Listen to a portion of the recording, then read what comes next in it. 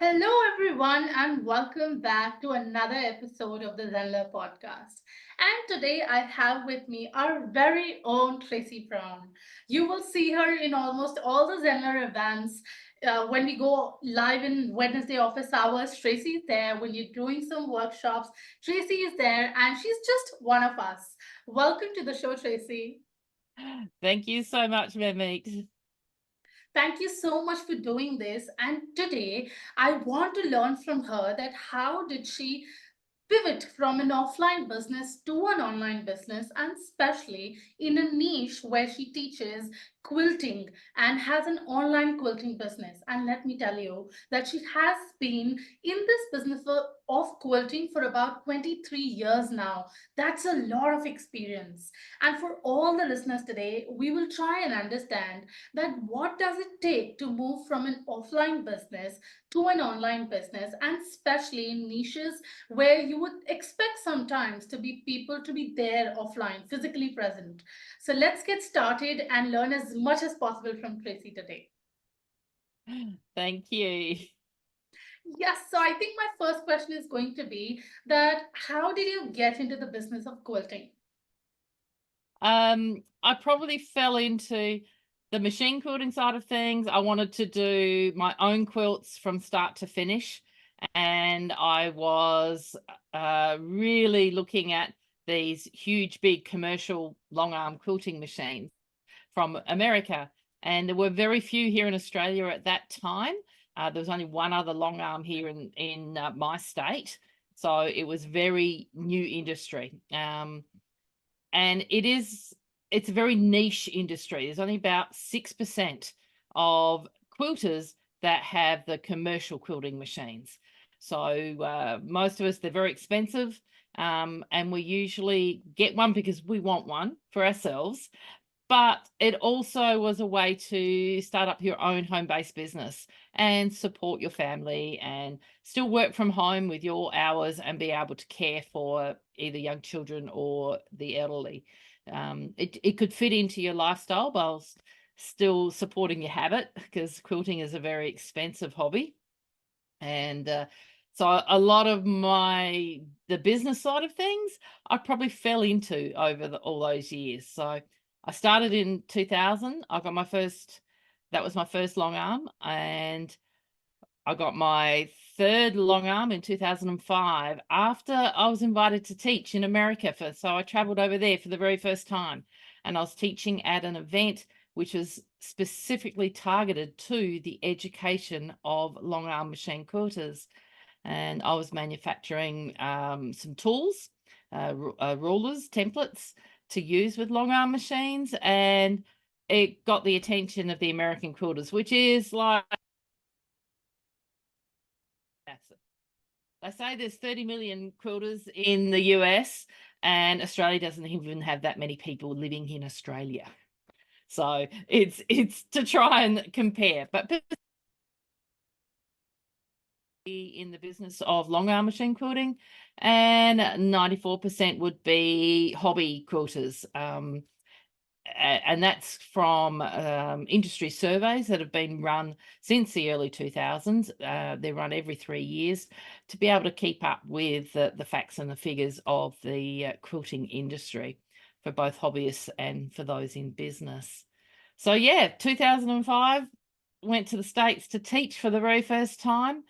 I also ended up coming home with or eventually a different long arm brand, and it was the first one in Australia. So I became the Australian dealer, and I still am to this day for that one.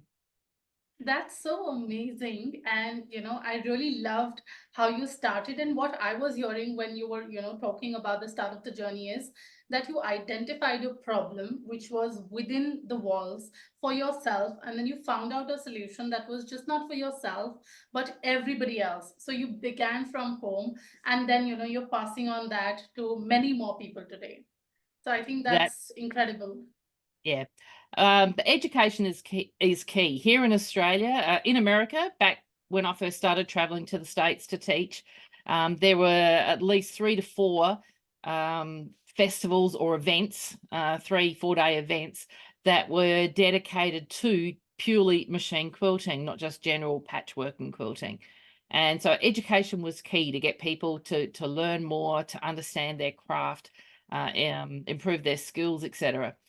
And there wasn't anything here in Australia. So in 2010, along with a customer of mine, we teamed up and we started the Australian Machine Quilting Festival, which was definitely modeled on the events that I had taught at in America. So that was 10 years of running that event. But towards the end, I was having a few health issues. So I knew I was really wanting to pivot to go online. It was all really new, Teachable, and there was a few platforms out there that were providing classes, but not long arm at this point. There was no machine quilting or long arm stuff. So I think it was early 2019. I actually picked up another piece of software that would allow me to sort of dip my toe in the water with it was actually a Summit software. But at the end of 2019, I found New Zenler, and I looked at I'm in another membership which is all about memberships online. And I was also looking at WordPress and member, was it Buddy Press or member something, and Membership Pro. There was a whole heap of software that I was looking at. And then I was introduced to New Zenler, and I looked and I thought, yeah, well, I got in fairly early, so so I'm quite happy with that, and with my pricing. And it took me a little bit because I wasn't well that year, and yeah, 2018 was my last big face-to-face event. And my aim always was, the dream was, I'd already bought my domain names 12 months before, done all that, and the dream was to be able to announce an online service to educate machine quilters here in Australia. Because if that closed, then festival was no longer, then there was no way that the industry here in Australia was going to get that education without the huge expense of traveling to America to the shows there. No, so Absolutely. so 2020, January 2020 was my first online webinar live. Wasn't through New Zenler, it was through other software. You didn't have the live feature at that time, and I was still dabbling with how it was going to work. So yes, I was pulling together lots of other things to make that work. It was very nerve-wracking, first time in front of a camera. And of course, I'd announced all this prior to Christmas, so all the lead up and to get people, because I'm always supporting people in the Facebook groups that are specific to the type of education that I primarily look at, and which is computerized quilting, and is a computer system. And then COVID hit. It was March that year, and we all know that just blew the world up, and everything totally took off. And those first few webinars I did for free, so I certainly got the people in initially, and then after I think it was the fifth one or something, I said, okay, there's a lifetime deal if you want to pay and always be able to access everything. And then it was going to a monthly or a quarterly or whatever, just to get some income from all this after I'd proved myself to be able to provide this information that they obviously wanted. They were desperate for it. And of course, the longer that COVID went on and everybody's in lockdown, the more people that turn to the internet and online Yeah. education. Yeah. And we all know, Yeah, I yeah, have so many questions from that journey that you've been mentioning. My first question would be that when you were going from, and first thing I would want to mention is that a point that you highlighted was the first mover's advantage. After identifying that problem, you also saw that in Australia, the events that you did, looking at what the states did, was also the first mover's advantage. And with that, going online with your business, looking at the education your country needs at that time, and with New Zealand as well, I think it was the first mover's advantage. That is, just getting and doing that stuff. But with that, I would also want to know that, when you were moving from offline to online, was there any kind of resistance or any thoughts or any obstacles that you felt that, how do I take it online? Because you did it a little before COVID hit, like you did it by choice. So, what were Mm. your thoughts, and was there any resistance? Because sometimes people want to do it and they have the resistance. So, any thoughts on that? Um, my face-to-face event was such that it was family run. So all of my students, I'd have on average 300 students each time, That's face to amazing. face, traveling from Australia, all across Australia and New Zealand. Um, they were exceptionally supportive because of the way I ran that event. Like my husband's involved, my kids were involved. It was they sort of grew with me. And I Yeah, should also preface that the quilters in Australia have sort of grown up with me, because I've been publishing in all our national magazines since about 2002, I think. So not about machine quilting, but that was about making quilts and piecing quilts and the designs right, to do that. So they've actually all grown up. A lot of Australians have grown up with lots of 5-page profiles through these magazines. So they knew the kids. They know that I'm from a farm. I'm a farmer's wife. So we're all very practical. And my business was also there, not just to support my habit, but also to support the farm and the right. family. So I guess I have created that loyalty. I'd also been online retail wise since 2000. So Okay. I had totally taught myself how to do my own websites and my shopping carts. And I'm not great at marketing. I just know if I do a newsletter, I usually get a pretty good response because I've got a fairly loyal email list. Fan base. Yeah, yeah, and my email list of students, obviously, for over 10 years of a face-to-face event, were the ones that I was launching to. So Yeah, um, I wasn't trying to hit a cold audience. I'm also renowned for servicing and support all the customers that I've set up here in their own businesses. I have educated and support them, and still do, in maintaining their machines and managing their business um, of machine quilting, because there are hobbyists and then there's those that really do need to earn a living and treat this as a job. And absolutely. yeah, so I guess that's where my strengths are. But yeah, going online, they were pretty good because yeah, I guess I've been pretty vocal, or a lot of the Americans um have met me from all the years of traveling to events and teaching over there. And there are people that are coming on live webinars with me and said, I did a class with you in 2008 in Salt Lake City. And I'm thinking, oh my goodness, can I remember the names? Yeah, so I think it's the authenticity, the honesty, and the value that you bring to the table that makes people connect with you. And irrespective of how you are serving them, that takes a backseat because your offer and your value is so strong that no matter what the medium is, they want to do it, with you. Yeah. And with that, I, recall that you mentioned that you did a couple of webinars in the beginning for free because you wanted to see that, how people will perceive it. My question would be to all the listener, for all the listeners who are listening, a lot of people also have the resistance for giving anything out for free, considering that, I'm putting so much value, so much effort. Why should I do it for free? There should be a price on this. So, what made you take the decision to give those webinars for free? I guess it was the model that actually I still do it for free. Oh, If they want to show up, like every month, I do a 90 to 110-minute class, which I turn into a yeah, course afterwards. So there's usually a structure to it with lessons. but I present them all live. So we're chatting in between. And so, okay, I'm going to play the next lesson now, which I potentially have already recorded.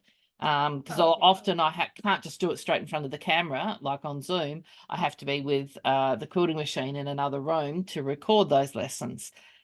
But I can do some quick demos, answering questions. So it's a lot of interactive stuff. So my model still is, if they need to have purchased a free pass to be able to receive the replay, which is only available to them for 12 hours. If they want to access the previous nearly 4 years now of education, or be able to watch it at any time at their leisure, they need to subscribe and be a member. Got it. So that is like, if I may put it correctly, give a candy, let them feel it if it's sweet or not, and then give them a basket of sweets that if you like it, you're ready. Now here's a basket and there's a prize for it. So let them test it or try Yeah, it before they yeah. actually pay to you. I certainly have quite a large number that have never paid, and they come every month without fail. Yeah, I have some very loyal subscribers as well, that if I get any complaints, they can't watch the replay within that 12-hour period, I say, well, subscribe then. uh, Yeah, no, you can do that. But because I'm a dealer and I sell this computer system, obviously it suits the Australians, get the advantage. There's more numbers in America, Canada, and I run these at 9 a.m. my time, which is between 4:30 and 8:30 p.m. in across the US and Canada. yeah. It's now about 10:30 at night in the UK. So I can cover most time zones if I get up and do it at 9 o'clock in the morning for me. So, but the Australians then get all day Sunday to be able to watch the replay, whereas the Americans have got to be up really quite late, Right. to be able to watch that replay. But it's no different to these days. You guys are doing everything. It's not in my time zone, so I'm not making office hours at the moment because it's always at 3:30 in the morning. Oh, I'm so sorry. I'm so sorry. We'll definitely figure out a way. You used to alternate them, so and I'd make it every second week. So, Yes, yes. We'll try but and get that back. Yes. So yeah. I also have a question that, most of the times when we speak to course creators and people who own digital products, it's more to do with something that can be delivered, through an education platform, through a video easily. But I do understand, and correct me if I'm wrong, that a quilting business where you actually have to teach quilting to people, there's a lot involved wherein, the tricks, the hacks of how to do it.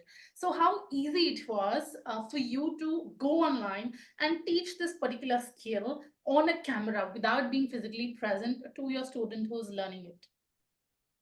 That's probably been the biggest hurdles to overcome. If you could see my studio and the number of tripods and gadgets to hold cameras to try and work it out, I still haven't got the perfect answer for whilst I'm physically stitching, because the vibration in the camera, if it's attached to the machine, isn't great, etc. We've tried a lot of different things. Because I primarily am teaching about the software of the computerized quilting system, then I can do that not on the machine sometime, a fair bit of it. Otherwise, I've got to have my phone on a bracket that's in front of the screen, and then I be lovely if I had a camera operator, but I don't. I have been known, I can run two. I'm filming using two devices, so I've got two different views. I have been known different views, and then I have to do a lot of editing to splice it all together. So that probably has been, I've bought lots of software just to see what's going to work the best, or the easiest, as such. And I'm always learning. I'm always looking Yeah. at what's available and trying something new. No, I wouldn't call what I do a real professionally finished lessons. I know of other teachers that they've got the lighting, they've got the cameras, they've got a camera operator. And no, I'm not as professional as that, but I think I'm probably very approachable. And look, done is better than perfect. Exactly. And I think, what you mentioned was that when you're, figuring out ways, and you mentioned that you're still learning. And I think that's the biggest part, that you keep improving, you keep pivoting, and you get better each day, 1%. And the approach that you mentioned about, that's what attracts people. You might have the best education in the world, but if you can't reach your mentor, if you can't ask the questions, if you can't, have a connection with them through whichever medium, then they will go to someone else. They will, look at someone else as their mentor. So I think that's the part. Keep learning and keep growing. And it's about just starting and getting to it, which you've done wonderfully. I think you've done a great job, and there's a long way to go. Look, where I'm probably my personal education or where I need to grow myself is in marketing. I'm creating stuff all the time. Every month there's at least one new course as such, and there's more that really should be done that I've sort of half prepped with, but it's just the sheer physical time to get it up there. But then I've got all these courses there, and they're all available to purchase individually, and occasionally they will sell, but I don't market them. So Don't that's worry. why. We're coming up with this fantastic marketing stack in January, and it'll be a live. I'll be hosting it. So I'll be preparing like this quick marketing stack, which you can, just get started with, and it'll help you get on as soon as possible. Because this is one question that I have been getting from a lot of course creators, especially in the live calls that we do. That, marketing is one thing, that because marketing is so huge, it's such a big umbrella that you don't know where to start, what to do, which one to pick up, which social media to go. So I'm trying to break it down in the workshop in January, and I hope I'm able to do a good job. Oh, look, there are so many bright, shiny objects that distract me. I've done so many of the Yeah, courses. I've done the blogging challenge. And I have got a complete funnel, which is working quite well. There's 90 leads on that for in one area, but I'm not marketing it to cold potential. It's all through. I'm actually a teacher at an online summit in January, and all that's coming through from that particular event. And I'm using that funnel to then try and guide them through to another course eventually. So that's doing okay at the minute, considering it only opened a couple of weeks ago and there's already all the 90 leads on best. there. All the Um, best for that one. yeah, so I mean, and there the online quilt summit is, there's 30 different teachers from around the world, and there's one girl that's tried to pull it all together, and she's done very well with the marketing side. That's her area of expertise, is the Yeah. marketing. You can see that, which is rather interesting. And then the rest of us just had to supply a pre-recorded lesson, which obviously I can do that side of it really well. Absolutely. That's your knowledge craft, right?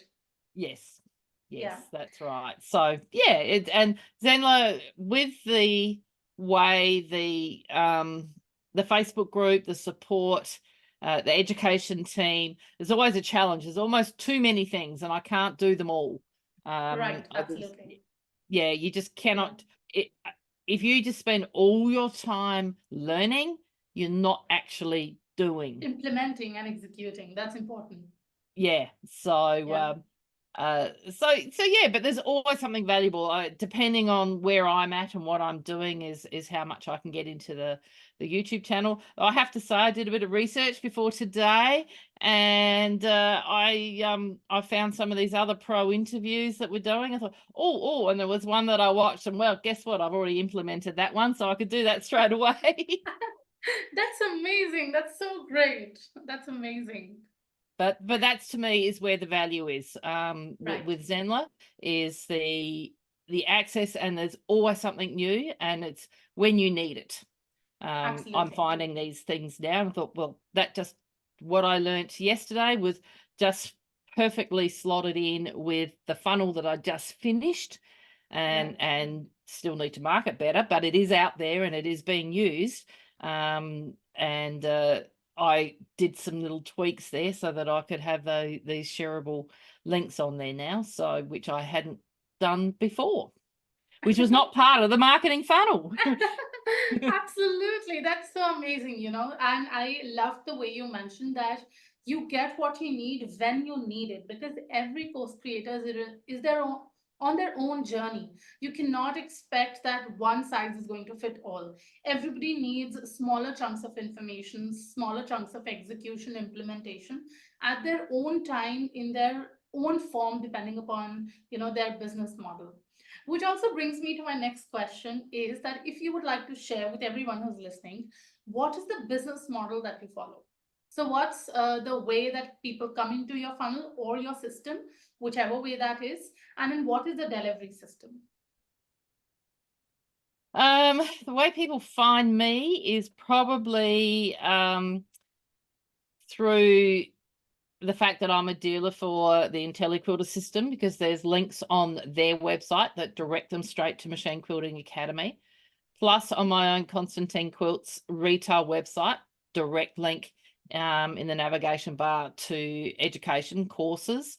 And then the rest would be social media, Well, Facebook primarily. I have my own group there now, plus there's another group, and I continually cross promote between the two whenever the event's coming up. There's no hard sells, come for yeah, free. But you have absolutely. to show up live.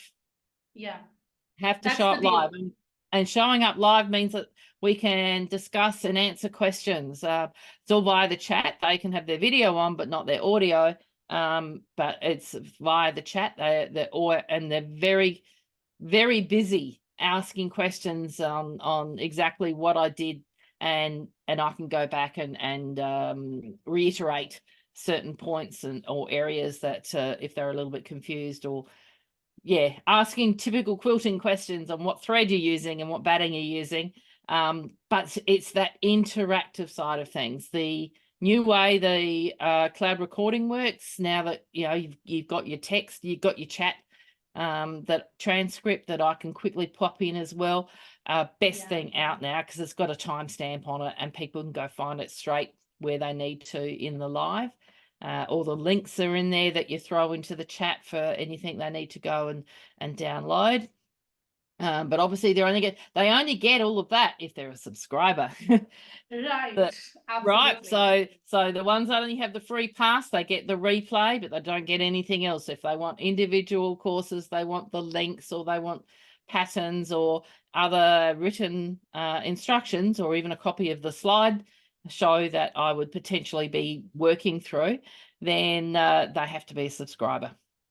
Absolutely. So, what I understand is your business model is going to be a one to many business model, Mm. wherein they come into your system with a free funnel, like they enter something for free and they find you somewhere on the social media or your, related links. They come in, they attend your free class or your free session, and then from there they become a paid customer if they are interested through a self-paced learning course, along with, I'm sure, some live Q&A that you have stacked together. So it's a one to many approach through a free funnel and then moving to a paid subscription from there.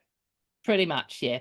Yeah, Yeah. yeah, There's two different memberships. One's a little bit higher level than the other one. One is purely the IntelliQuilter education, and the next one, the gold membership, is all of the IntelliQuilter education plus freehand skills, and we have a lot of we have a monthly Q&A, and it's all business related discussions: how to attract customers, how to make sure your insurance is right, troubleshooting your machines, lots of anything to do with running a machine quilting business that we discuss.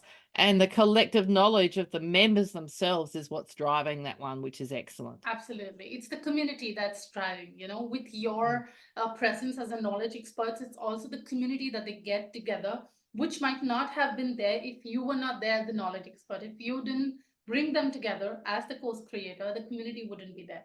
So, That's right. community, I would say, is the fourth driving wheel of the car. right? It is. I'm really, really a community on Zenler so that it can all be kept all within the same thing. That Right.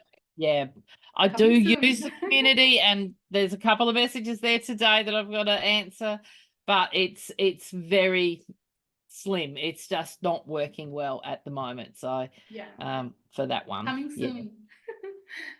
Yeah. And also, if you're comfortable sharing, would you be comfortable sharing that what is the kind of revenue that you're able to make using your online quilting business? Um, at the moment, yeah, recurring is about 4K a month. That's amazing. That's amazing. Yeah. Yeah. Yeah, so I've definitely passed the 100K since I started with Zenler, Australian. Yeah. Yeah, so although yeah, and I do know it has slowed down in the last probably 6 months, but that's purely because I've not done any marketing. Don't worry, that's coming up. That's the one that I'm going to put all my focus into now because that's a burning question I see. Yep, yep. So, Yeah, yeah. but no, I don't get too many dropping out, so I don't have a high churn. I'm just not yeah, getting lots of new ones. I think they're all used to showing up live now and getting it for free. That's amazing. Thank you so much for your time. I think I have learned a lot from your journey, and I'm sure everyone who's listening to us has learned a lot and might want to get in touch with you. What is the best way to get in touch with you if they want to speak to you, learn from you, or become a part of your community? Just head to Machine Quilting Academy, which is my Zenler site, or my retail site is constantinequilts.com. So it's just sales at. It's pretty easy to find. Or even just Google my name, Tracey Browning, and it will come up immediately. Oh, that's nice. Google my name. I like that. Yep. But we Google would my be, name. You can find me on LinkedIn. You can find me on Facebook. Um, yeah, Instagram. I'm not a huge Instagrammer. I use it, but I'm not huge on it. But yeah, just Google my name, and as long as you can see some quilting there, you'll know it's me. There is a couple of other Tracy Brownings that I know of here in Australia, but neither of those are into quilting.